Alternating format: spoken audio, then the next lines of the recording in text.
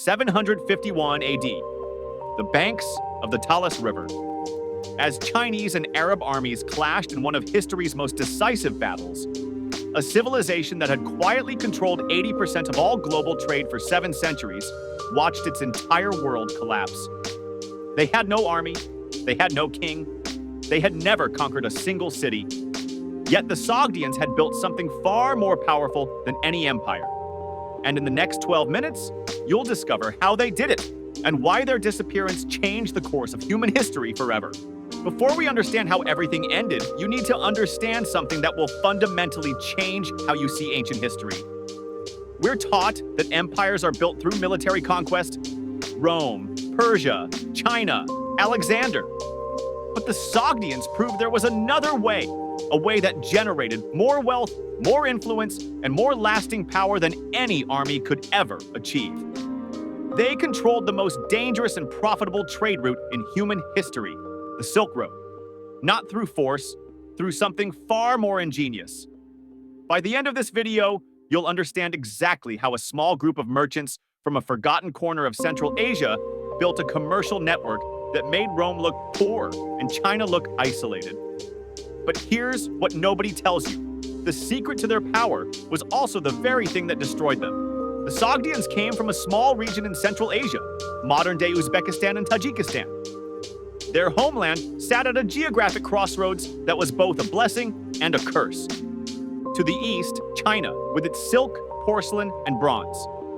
To the west, Rome and Persia, desperate for those luxury goods. And in between, 2,500 miles of the most treacherous terrain on Earth, the Taklamakan Desert, whose name literally translates to "go in and you won't come out." Mountain passes that climbed above 16,000 feet. Bandits, warlords, and a dozen different kingdoms, each demanding tribute.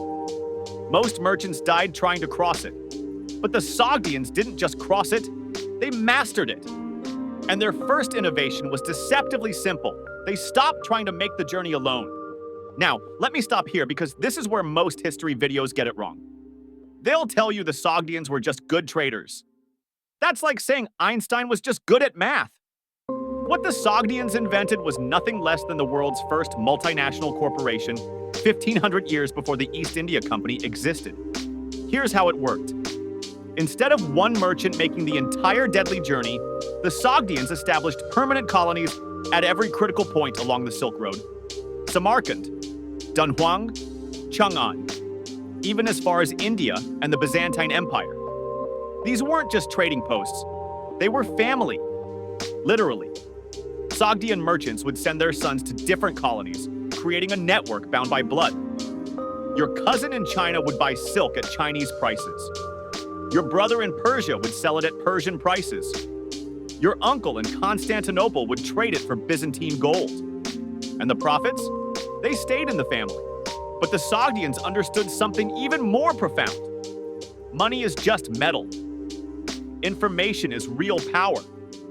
And this is where their system became truly brilliant. Those family colonies weren't just trading goods. They were trading secrets. What's the price of silk in Chang'an this month? What's the political situation in Persia? Is there a war coming that might close the mountain passes?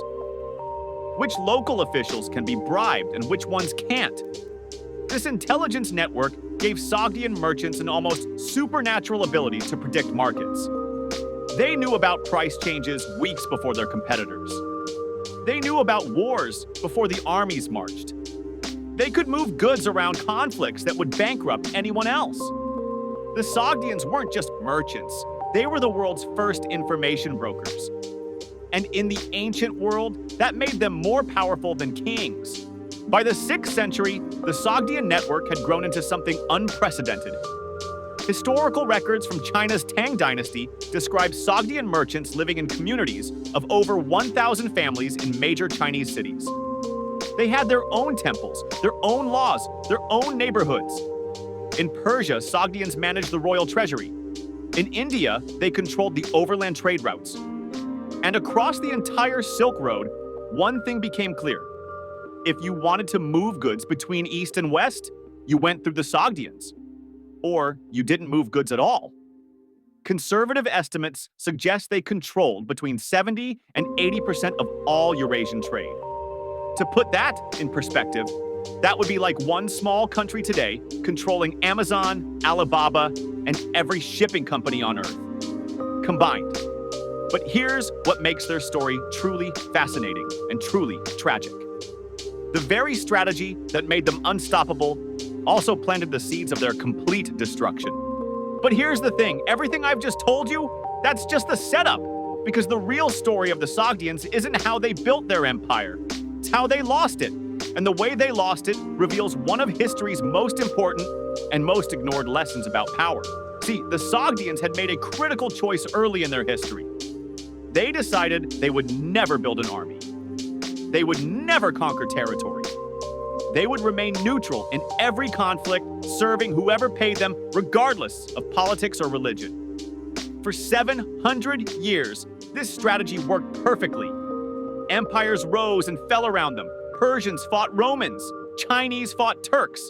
And through it all, the Sogdians kept trading, kept profiting, kept thriving. They thought they had discovered a loophole in history, a way to gain power without the burden of defending it. They were wrong, and the man who proved them wrong came from the Arabian desert. The rise of Islam changed everything. In just 100 years, Arab armies conquered territory from Spain to the borders of China. And unlike previous empires, the Islamic Caliphate wasn't interested in letting neutral merchants control trade. They wanted to control it themselves. But that alone wouldn't have destroyed the Sogdians. After all, they had survived regime changes before. They would simply integrate, convert if necessary, adapt as they always had. No, what killed the Sogdians was something nobody could have predicted. In 751 AD, Chinese and Arab armies met at the Battle of Talas River in what is now Kazakhstan. It was a relatively minor conflict in terms of casualties, but its consequences were civilization ending. The Chinese lost. And in their retreat, they abandoned their Central Asian territories, including every Sogdian colony under their protection. Overnight, the Sogdians lost half their network. What happened next was a cascade of disasters that proved the fatal weakness of the Sogdian model. Without Chinese protection, the eastern colonies were absorbed by Turkic and Tibetan kingdoms. Without the eastern colonies, the intelligence network collapsed. Without information, Sogdian merchants couldn't predict markets or avoid conflicts. They started losing money. And here's the devastating irony. Because the Sogdians had never built any military capacity, they had no way to protect their remaining assets. They had always relied on being useful to whoever was in power. But now, they weren't useful anymore. Arab merchants operating under the unified caliphate could move goods just as efficiently. And they had something the Sogdians never did, an army to protect them. Within 2 generations, Sogdian trade dropped by over 90%. Their colonies assimilated. Their language died. Their children converted and forgot they had ever been Sogdian. A civilization that had thrived for 7 centuries vanished in less than 100 years. Now, I need you to understand why this matters. Because here's what most people miss about the Sogdian collapse. Pause for a moment and think about what they actually lost. They had the most sophisticated commercial network in human history. They had accumulated 7 centuries of knowledge about international trade, currency exchange, contract law, and cross-cultural negotiation. They had developed banking techniques that wouldn't be reinvented until Renaissance Italy. All of it, gone. Erased from history so completely that until Soviet archaeologists started digging in the 1930s, most historians didn't even know the Sogdians had existed. We lost entire libraries of commercial knowledge, legal frameworks, mathematical techniques, languages. And here's the truly haunting part. We don't even know what we lost, because the Sogdians didn't leave monuments.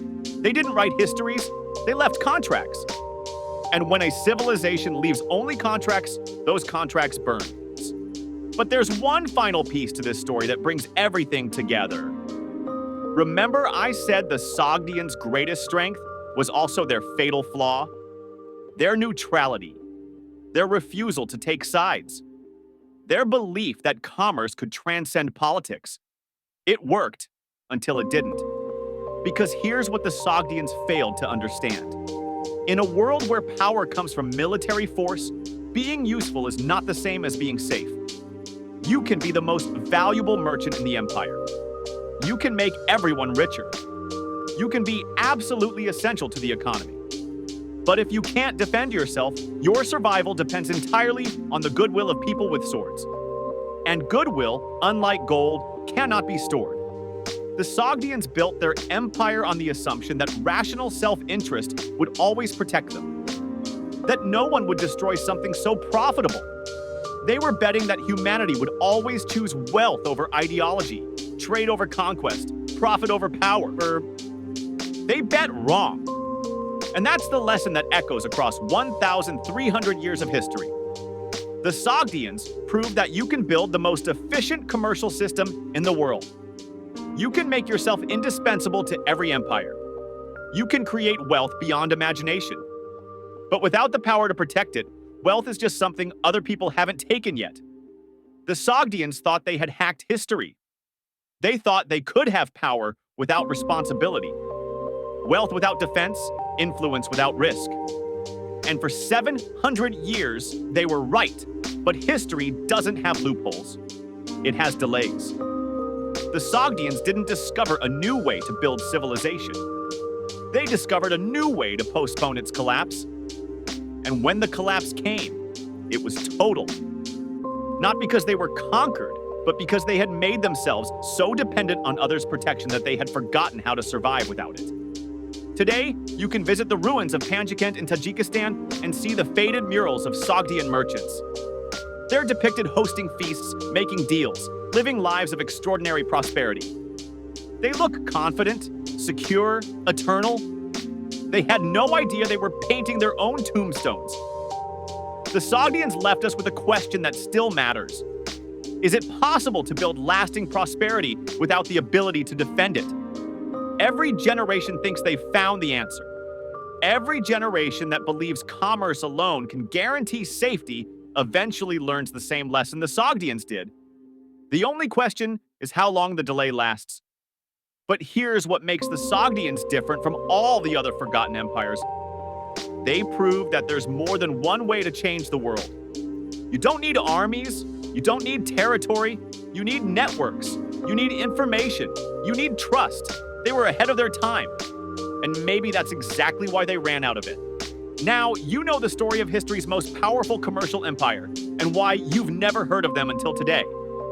If this changed how you think about power, wealth, and history, hit subscribe because we're exploring more forgotten empires that shape the world you live in. Drop a comment and tell me, do you think the Sogdian strategy could work in the modern world? Or are we making the same mistake they did? The answer might be more relevant than you think.